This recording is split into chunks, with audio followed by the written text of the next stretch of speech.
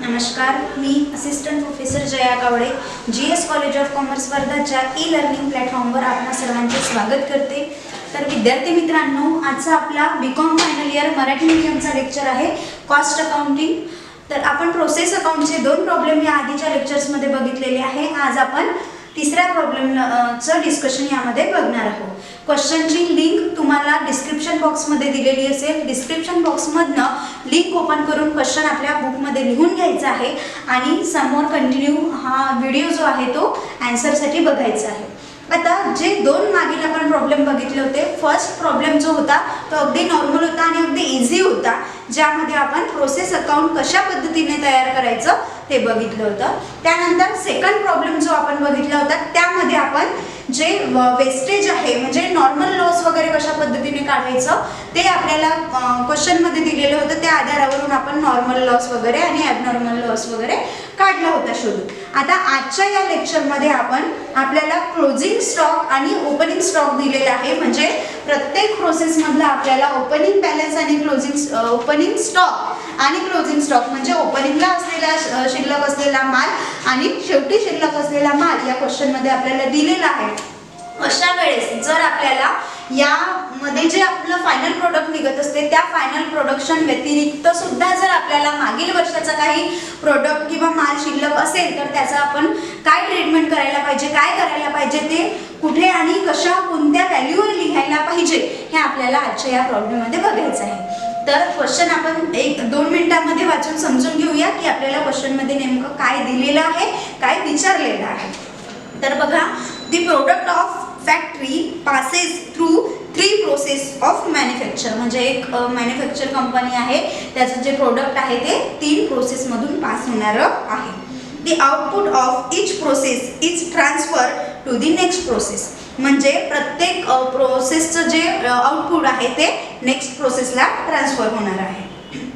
At cost on completion the stock which consists of raw materials to be valued at cost per unit of the preceding process, म्हणजे जे per unit cost आपल्याला बघायची आहे ती per unit cost जी आहे ती मागच्या process मध्ये जे आउटपुट असेल त्याचं जे पर युनिट प्रोसेस असेल ती आपल्याला ओपनिंग स्टॉकची कॉस्ट घ्यायची आहे। ते आपण प्रॉब्लेम जेव्हा सॉल्व्ह करू तेव्हा बघूया। आणि क्वेश्चन मध्ये तुम्हाला विचारलेलं आहे from the following particulars prepare process cost account showing the cost of the output and the cost per unit at each stage of production, म्हणजे आपल्याला प्रोसेस अकाउंट तयार करायचे आहे आणि प्रत्येक स्टेज मध्ये जी आपली प्रोडक्शनची अमाउंट आलेली असेल त्याची पर युनिट प्रोडक्शन अमाउंट काय आलेली आहे, किती आलेली आहे हे आपल्याला या ठिकाणी शो करायचं आहे। जे आपण मागच्या प्रॉब्लेम मध्ये का बघितले होते की आपल्याला पर युनिट जर कॉस्ट बघायची आहे प्रोडक्शनची तर ती कशी काढायची, ते आपण प्रोसेस अकाउंट मध्येच त्याची पर युनिट कॉस्ट काढली होती। तर आजच्या प्रॉब्लेम मध्ये सुद्धा आपल्याला अगदी त्याच पद्धतीने पर युनिट कॉस्ट काढायची आहे। त्यानंतर आपल्याला जी इन्फॉर्मेशन दिलेली आहे ती बघा, पर्टिक्युलर प्रोसेस ए, प्रोसेस बी आणि प्रोसेस सी च्या 3 प्रोसेस मधून ते प्रोडक्ट जाणार आहे। प्रोसेस ए, प्रोसेस बी आणि प्रोसेस सी, तर अशा 3 प्रोसेस मध्ये कोणता खर्च किती प्रमाणावर येणार आहे याची माहिती आपल्याला दिलेली आहे। तर एक्सपेन्सेस बघा कोणते दिलेले आहे, direct wedges, machine expenses, factory on cost and raw materials, एवढा एक्सपेन्सेस आपल्याला दिलेला आहे। सोबत आपल्याला युनिट्सची माहिती दिलेली आहे की जे युनिट्स आहे ते कंझ्युम युनिट्स किती आहे। तर सर्वात आधी आपल्याला प्रोडक्शन, ग्रॉस प्रोडक्शन या ठिकाणी दिलेलं आहे। याचा अर्थ आहे की आपण जे आपल्याला प्रोसेस ए मध्ये जे आपण युनिट्स इंट्रोड्यूस केलेले आहेत ते किती आहे, तर त्याचं ग्रॉस प्रोडक्शन आपल्याला दिलेलं आहे 37,000 युनिट्स। क्लिअर। त्यानंतर वेस्टेज दिलेलं आहे, ए प्रोसेस मध्ये वेस्टेज आहे 1000, बी प्रोसेस मधलं 1500 आणि प्रोसेस सी मधलं आहे 500। त्यानंतर स्टॉक दिलेला आहे 15 जुलै 2009, म्हणजे या ठिकाणी जे इन्फॉर्मेशन आपल्याला दिलेली आहे त्याच खाली बघा, स्टॉक ॲट 31 डिसेंबर 2009 दिलेले आहे. म्हणजे इथे 6 महिन्याची इन्फॉर्मेशन आपल्याला दिलेली आहे, म्हणजे हाफ इयरची इन्फॉर्मेशन दिलेली आहे. जेव्हा की त्यांचा हाफ इयर जे आहे ते 15 जुलैपासून सुरू होत आहे, किंवा जे प्रोसेसची प्रक्रिया आहे ती 15 जुलैपासून सुरू होत आहे, तर 31 डिसेंबरला त्याची एंडिंग होणार आहे. तर आपल्याला जो स्टॉक दिलेला आहे जो की 15 जुलै 2009 चा आहे, तो आपला ओपनिंग स्टॉक आहे, आणि जो 31 डिसेंबर 2009 चा स्टॉक दिलेला आहे तो आपल्याला दिलेला क्लोजिंग स्टॉक आहे. हे आपल्याला त्या ठिकाणी समजून घ्यायचं आहे. तर आता बघा, हे जे ओपनिंग आणि क्लोजिंग स्टॉक आहे हे आपल्याला प्रोसेस 1 मध्ये काहीच नाही आहे. त्यानंतर प्रोसेस बी मध्ये ओपनिंग स्टॉक आणि क्लोजिंग स्टॉक दिलेले आहे. ओपनिंग स्टॉक आहे 4000 आणि क्लोजिंग स्टॉक आहे 1000. सेम प्रोसेस सी मध्ये सुद्धा आपल्याला ओपनिंग स्टॉक दिलेला आहे 16,500 आणि क्लोजिंग स्टॉक दिलेला आहे 5,500. आता हे जे ओपनिंग आणि क्लोजिंग स्टॉक आहे हे आपल्याला युनिट्स मध्ये दिलेलं आहे, ते आपल्याला अमाऊंट मध्ये त्याचं कन्वर्जन करायचं आहे, म्हणजे आपल्याला ते अमाऊंट मध्ये कन्वर्ट करायचे आहे. तर ही एवढी इन्फॉर्मेशन आपल्याला क्वेश्चन मध्ये दिलेली आहे, ज्या आधारावरून आपल्याला प्रोसेस अकाउंट तयार करायचे आहे. आता बघा, प्रोसेस अकाउंट तयार करत असताना याचं सोल्युशन सॉल्व्ह करत असताना जेवढे प्रोसेस अकाउंट आपल्याला तयार करायचे आहे, म्हणजे ते जे प्रोडक्ट जेवढ्या प्रोसेसमधून जाणार आहे तेवढे प्रोसेस अकाउंट आपण तयार केले. 3 प्रोसेसमधून हे प्रोडक्ट जाणार होते, त्यामुळे 3 प्रोसेस अकाउंट आपण तयार केलेले आहे, प्रोसेस ए, प्रोसेस बी आणि प्रोसेस सी. आता दिलेल्या माहितीनुसार किंवा जी इन्फॉर्मेशन आपल्याला क्वेश्चनमध्ये दिलेली आहे त्यानुसार आपण दिलेली माहिती ही प्रत्येक प्रोसेसमध्ये लिहित जाऊया.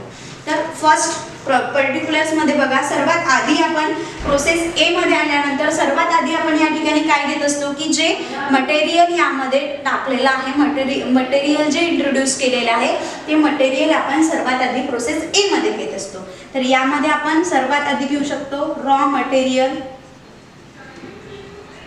तर आता बघा, रॉ मटेरियल आपल्याला जी अमाऊंट आहे ती अमाऊंट सांगितलेली आहे ₹24,000 आणि युनिट्स मध्ये आपल्याला जे प्रोडक्शन ग्रॉस दिलेलं आहे, म्हणजे ग्रॉस प्रोडक्शन जे किती आपण त्यामध्ये इंट्रोड्यूस केलेले आहे तर त्याचे युनिट्स दिलेले आहे आपल्याला युनिट्स आहेत 37,000. तर raw material in units 37,000 and raw material in amount त्याची आहे अमाऊंट 24,000. क्लिअर? आता रॉ मटेरियल आपल्याला फक्त प्रोसेस ए चं दिलेलं आहे, प्रोसेस बी, प्रोसेस सी मध्ये आपल्याला कुठल्याही प्रकारचं रॉ मटेरियल इंट्रोड्यूस केलेलं आहे असं सांगितलेलं नाही आहे. जे रॉ मटेरियल आहे ते फक्त प्रोसेस ए करिता आहे. देन त्यानंतर दुसरं जो एक्सपेन्सेस आहे, मग 1 बाय 1 आपल्याला क्वेश्चन मध्ये दिलेले एक्सपेन्सेस आपण घेऊया. तर यामध्ये पहिला एक्सपेन्सेस दिलेला आहे डायरेक्ट वेजेस. किती आहे एक्सपेन्सेस अमाऊंट? 3,600. देन त्यानंतर प्रोसेस बी मध्ये सुद्धा आपण लिहून घेऊया. बट प्रोसेस बी मध्ये आपल्याला एक्सपेन्सेस लिहित असताना आपल्याला जागा ठेवायची आहे. या ठिकाणी थोडी जागा राहील, जे प्रोसेस ए मधलं जे फायनल प्रोडक्ट राहील ते प्रोसेस बी ला ट्रान्सफर होत असते, त्यामुळे ए कडून ट्रान्सफर होणारं प्रोडक्शन आपल्याला इथे आधी लिहावं लागेल. देन त्यानंतर या ठिकाणी ओपनिंग स्टॉक सुद्धा येईल, कारण प्रोसेस बी चा ओपनिंग स्टॉक आपल्याला दिलेला आहे. अँड देन त्यानंतर आपल्याला या ठिकाणचे एक्सपेन्सेस लिहायचे आहे. तर आपण एवढी जागा ठेवून यासाठी या ठिकाणी डायरेक्ट वेजेस, प्रोसेस बी मध्ये बघा किती दिलेलं आहे डायरेक्ट वेजेस, डायरेक्ट वेजेस जे आहे ते प्रोसेस ए मध्ये आहे 6,400. 6,400 माझं वाचण्यामध्ये ते गडबड झाल्यामुळे झालं. त्यानंतर प्रोसेस बी मध्ये बघा दिलेले आहे 12,000 आणि प्रोसेस सी मध्ये येऊया. आता आपण या ठिकाणी सुद्धा सेम प्रोसेस बी चं फायनल प्रोडक्शन सी मध्ये ट्रान्सफर होईल, त्यामुळे इथे सुद्धा त्यासाठी जागा आणि ओपनिंग स्टॉक सुद्धा लिहायचा आहे आपल्याला. त्यानंतर आपण इथे घेऊ डायरेक्ट वेजेस. या ठिकाणी डायरेक्ट वेजेसची अमाऊंट आहे 29,250. 29,250. देन त्यानंतर एक्सपेन्सेस दिलेला आहे मशीन एक्सपेन्सेस. तर या ठिकाणी येईल मशीन एक्सपेन्सेस. आता मशीन एक्सपेन्सेस बघा किती दिलेला आहे. मशीन एक्सपेन्सेस आहे 3,600. 3,600. देन यामध्ये सुद्धा येईल machine expenses. Machine expenses ₹3000.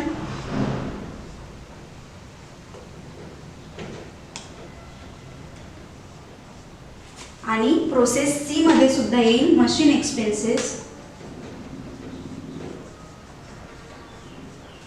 Process C मध्ये किती दिलेला आहे मशीन एक्सपेन्सेस ₹3600. सेम जो प्रोसेस ए मध्ये होता तो 3600.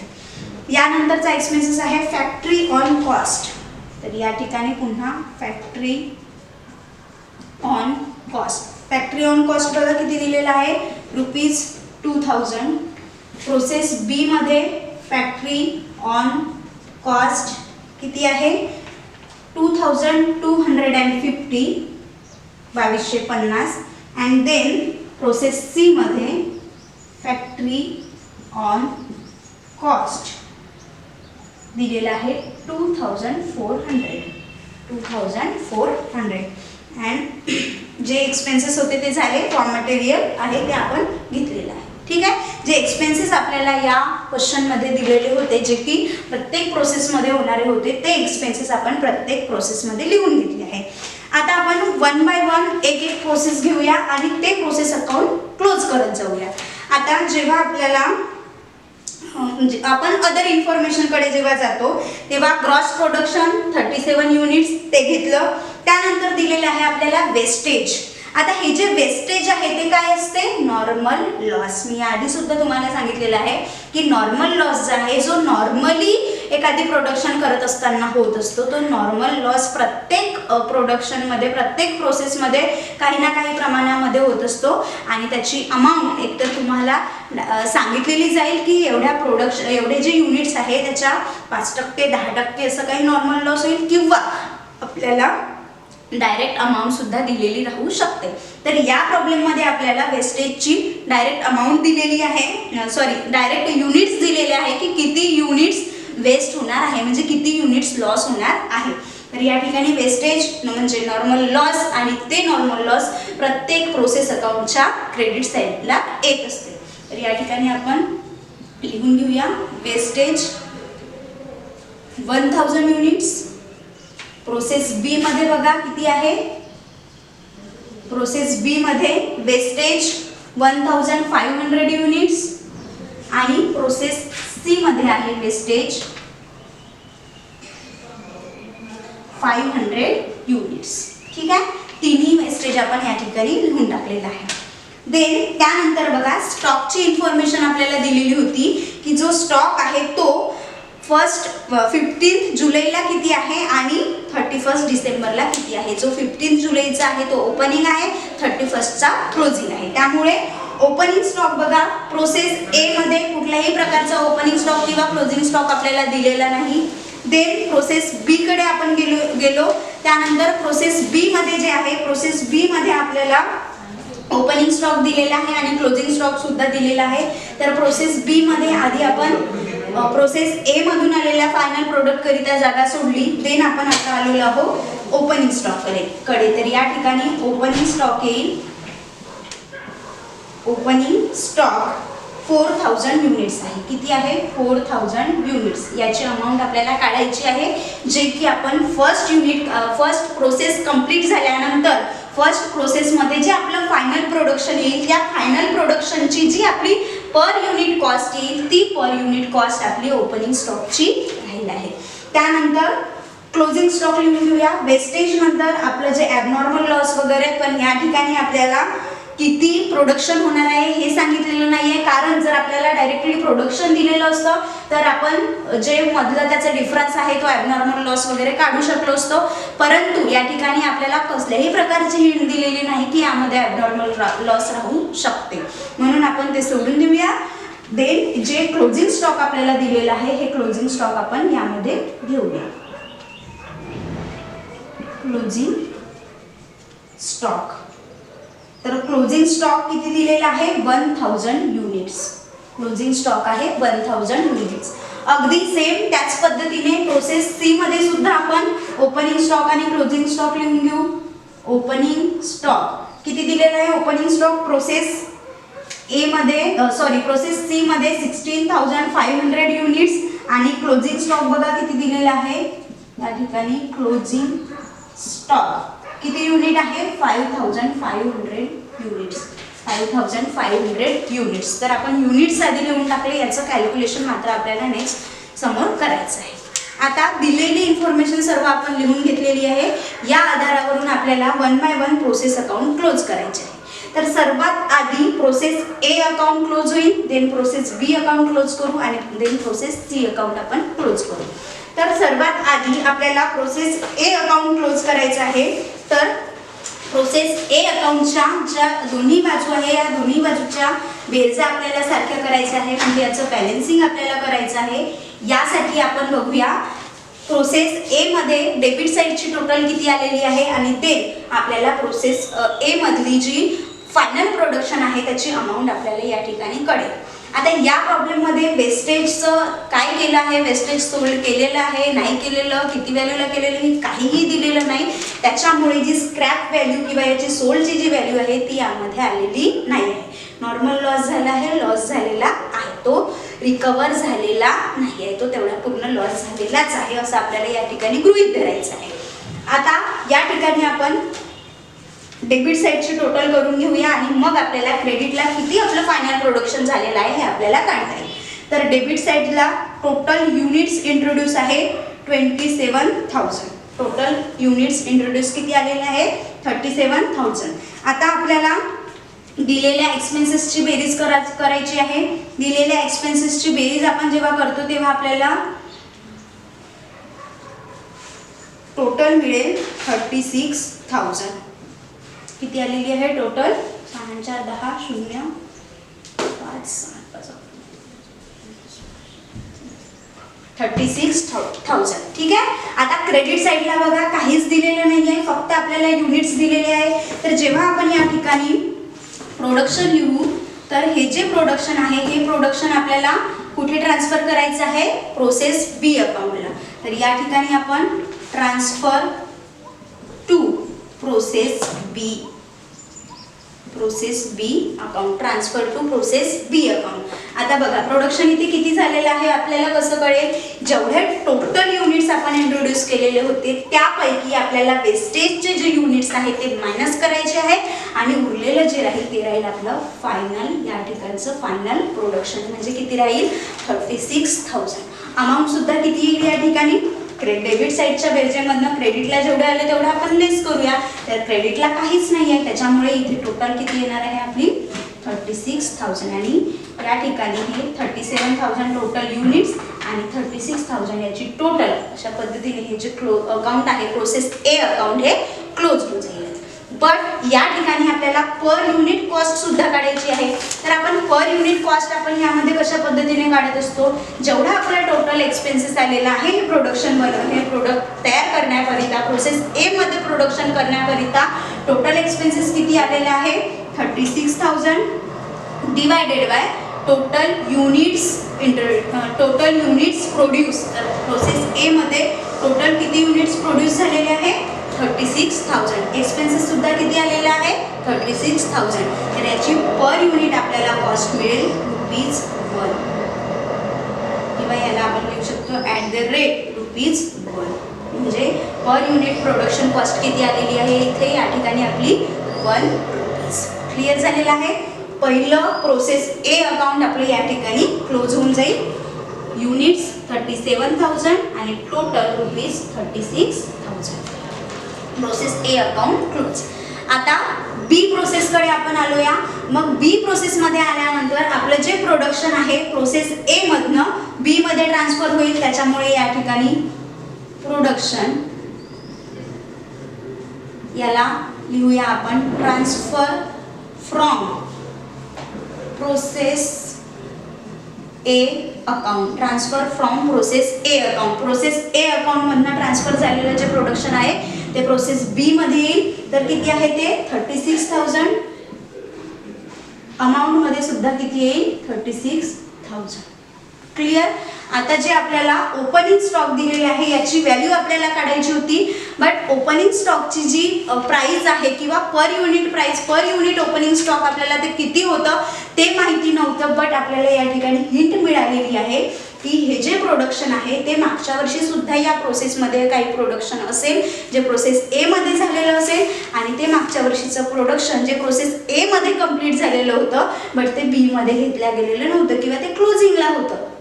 तर ते आपण या ठिकाणी प्रोसेस बी मध्ये घेत आहोत. म्हणून याची जी पर युनिट प्राइस राहील आहे ती जी प्रोसेस ए मध्ये जे फायनल प्रोडक्शन आहे त्याची जी प्राइस आहे ती प्राइस आपल्याला या ठिकाणी प्रोसेस 1 मध्ये ओपनिंग स्टॉकची घ्यायची आहे. तर या ठिकाणी ओपनिंग स्टॉक 4000 इथे आपण @1 घेऊ शकतो किंवा याला 4000 मल्टिप्लाय बाय 1 जर घेतलं तर आपल्याला या ठिकाणी या ओपनिंग स्टॉकच्या प्रोडक्शनची प्रोडक्टची जी प्राइस आहे ती मिळेल ₹4000. क्लिअर झालाय. आता डेबिट साईडचे पद सगळे झालेले आहे.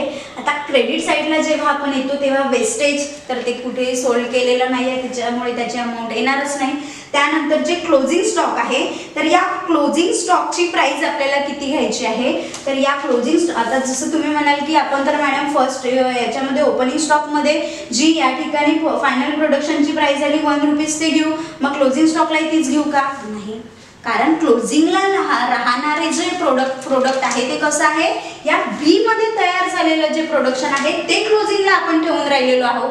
मग या ठिकाणी जे ए मध्ये तयार झालेलं प्रोडक्ट होतं त्याची प्राइस ₹1 होती पण त्याच्यावर बी मध्ये प्रोसेसिंग झाली त्यानंतरही त्याची प्राइस ₹1 राहील का नाही.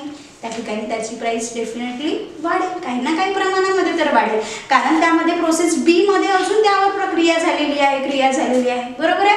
म्हणून क्लोजिंग स्टॉकची जी आपली प्रोडक्शन आहे त्याची जी प्राइस आहे पर युनिट प्राइस ही आपल्याला अशी ही घ्यायची नाही आहे. तर या ठिकाणी आपण प्राइस कोणती घेऊ तर जेव्हा आपण या ठिकाणी इथलं जे प्रोडक्शन आहे हे प्रोडक्शन आपलं किती रुपयाचं झालेलं आहे आणि या प्रोडक्शनची पर युनिट प्राइस जेवढी असेल तेवढी प्राइस या ठिकाणी आपल्याला क्लोजिंग स्टॉकची घ्यावी लागेल. क्लिअर. आता या ठिकाणी आपण बघूया की या प्रोडक्शनची प्राइस किती आलेली आहे. हे प्रोडक्शन कुठे जाईल ट्रान्सफर होईल प्रोसेस सी अकाउंटला transfer to process C account. ठीक आहे. आता सेम ज्या पद्धतीने आपल्याला प्रोसेस बी अकाउंटचं सुद्धा बॅलन्सिंग करायचं आहे. डेबिट साईडची टोटल आधी आपण करून घेऊया. डेबिट साईडला प्रोसेस ए मधून आलेले 36,000 युनिट्स होते आणि ओपनिंगला 4,000 युनिट्स होते त्यामुळे इथे टोटल युनिट्स झालेले आहे 40,000 युनिट्स. आता जेव्हा आपण याची टोटल करतो आहे एकूण टोटल एक्सपेन्सेस किती झालेला आहे तर टोटल एक्सपेन्सेस बघा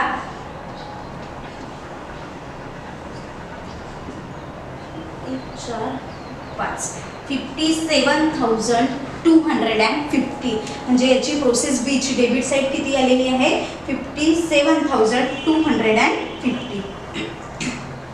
आता ही जी आहे 57,250.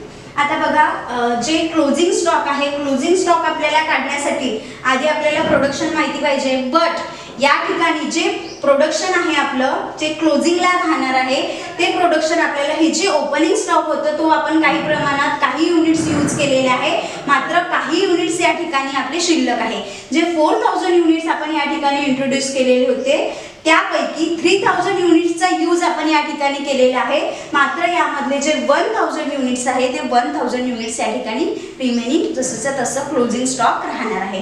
म्हणून आपल्याला याची प्राइस जी आहे ती माझं सांगण्यामध्ये थोडं इथे गडबड झाली होती बट क्लोजिंग स्टॉकची जी प्राइस आहे यापैकीचा स्टॉक हा आहे आणि हा जो स्टॉक आहे हा आपल्याला फर्स्ट प्रोडक्शनमध्ये जो आपला फायनल युनिट्स निघालं होतं पर युनिट प्राइस निघालं होतं त्या प्राइसने आपल्याला घ्यायचं आहे. म्हणून 1,000 मल्टिप्लाय बाय 1 म्हणजे या ठिकाणी क्लोजिंग स्टॉकची आपल्याला अमाऊंट मिळेल ₹1,000 कारण जो प्रोडक्शन आहे ते त्याचा जो एक्सपेन्सेस आहे तो पर युनिट एक्सपेन्सेस आहे ₹1 त्यामुळे 1,000 प्रोडक्टची जी अमाऊंट आहे ती येईल ₹1,000.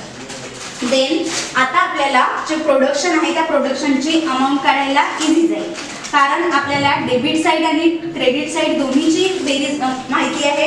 डेबिट साईडला आपला आलेला आहे 57,250 आणि क्रेडिट साईडला आहे ₹1,000. तर 57 to 50 मधनं 1,000 मायनस करा, आपल्याला मिळेल 56,250. 56,250. तर आपल्याला याची टोटल मिळून जाईल मग 57,250. आता युनिट्स किती प्रोड्यूस झाले आहे, तर जेवढे डेबिटला युनिट्स आहे त्यामधनं क्रेडिटचे युनिट्स मायनस करा, आपल्याला किती युनिट्सचं प्रोडक्शन झालेलं आहे हे कळेल. म्हणजे बघा 40,000 मधनं 1,000 प्लस 1,500 म्हणजे 2,500 जर आपण लेस केलं तर आपल्याला या ठिकाणी प्रोडक्शन मिळेल 37,500. 37,500 आणि अमाऊंट त्याची 56,250. या पद्धतीने प्रोसेस बी अकाउंट झाला आपलं. प्रोसेस बी अकाउंट सुद्धा या ठिकाणी आपण क्लोज करून देऊ. प्रोसेस बी अकाउंट या ठिकाणी क्लोज झालं. आता टोटल सुद्धा याची होऊन जाईल 40,000 युनिट्स. क्लिअर. आता जे प्रोडक्शन आपलं प्रोसेस बी मध्ये झालेलं आहे ते प्रोडक्शन आपल्याला ट्रान्सफर करायचं आहे कुठे, प्रोसेस सी अकाउंट मध्ये. मग प्रोसेस सी अकाउंट मध्ये आपण आल्यानंतर या ठिकाणी आपण लिहूया प्रोडक्शन ब्रॅकेट मध्ये transfer from process B account. Process B account मधनं जे प्रोडक्शन आलेलं आहे, ट्रान्सफर झालेलं आहे ते आलं आहे प्रोसेस सी अकाउंट मध्ये. तर बघा आता प्रोडक्शन किती आलेलं आहे इथून 37,500. 37,500. अमाऊंट किती आहे 56,250. 56,250. आता या ठिकाणी आपण जे प्रोडक्शन काढलेलं आहे याची पर युनिट कॉस्ट प्राइस आपल्याला काढावी लागेल. म्हणजे पर युनिट कॉस्ट काय आहे ते काढावे लागेल. आता पर युनिट कॉस्ट काढण्यासाठी आपण काय करतो की जे टोटल एक्सपेन्सेस आपल्याला झालेला आहे, जो टोटल एक्सपेन्सेस आपला झालेला आहे त्याला आपण डिवायडेड बाय टोटल युनिट्स प्रोड्यूसनी डिवाइड करतो. बरोबर आहे. तर टोटल प्रोडक्शन किती आहे 56,250 डिवायडेड बाय 37,500. ठीक आहे. जर आपण याचं कॅल्क्युलेशन करतो आहे तर आपल्याला इथे याची पर युनिट प्राइस मिळेल ₹1.5 per unit. 1.5 rupees per unit. या ठिकाणी जेव्हा आपण प्रोसेस सी मध्ये जाऊ तेव्हा जे ओपनिंग स्टॉक आणि क्लोजिंग स्टॉक आहे ते ओपनिंग आणि क्लोजिंग स्टॉक आपल्याला 1.5 रुपीज पर युनिटच्या हिशोबाने घ्यायचं आहे. तर या ठिकाणी ओपनिंग स्टॉकची अमाऊंट घेताना आपल्याला काय करावं लागेल 16,500 मल्टिप्लाय बाय 1.5. कारण जे मागच्या प्रोडक्शनमध्ये मागच्या प्रोसेसमध्ये जे आपलं प्रोडक्शन झालेलं आहे त्याच्या पर युनिट प्राइसने आपल्याला ओपनिंग स्टॉक आणि क्लोजिंग स्टॉक डिवाइड करायचं, मल्टिप्लाय करायचं असते. तर या ठिकाणी ओपनिंग स्टॉक 16,500 मल्टिप्लाय बाय 1.5 आपण केलं तर आपल्याला ओपनिंग स्टॉकची प्राइस या ठिकाणी मिळेल 24,750. 24,750. सेम आपण क्लोजिंग स्टॉकचं सुद्धा व्हॅल्युएशन करून घेऊया. क्लोजिंग स्टॉकचं 5,500 मल्टिप्लाय बाय 1.5 तर आपल्याला क्लोजिंग स्टॉकची प्राइस मिळेल 8,250. 8,250. आता सगळे पद आपले झालेली आहे. डेबिट साईडला फक्त ओपनिंग आणि क्लोजिंग स्टॉकची अमाऊंट आपली बाकी राहिलेली होती ती आपण लिहून घेतलेली आहे. आता आपण दोन्ही साईडची इथे टोटल करूया. डेबिट साईडची टोटल आपली होऊन जाईल आहे टोटल 37,500 प्लस 16,500 तर याची टोटल होऊन जाईल आहे 54,000 युनिट्स आणि याची टोटल होऊन जाईल आहे 1,16,250. आणि इथलं जे प्रोडक्शन आहे ते डेबिट साइड मधनं क्रेडिट साइड मायनस करा, आपल्याला इथे प्राइस जे युनिट्स आहे ते 48,000 आणि 1,08,000 याची टोटल होऊन जाईल आहे 54,000 प्लस 1,16,250. आणि हे जे प्रोडक्शन आहे हे ट्रान्सफर होईल ट्रान्सफर टू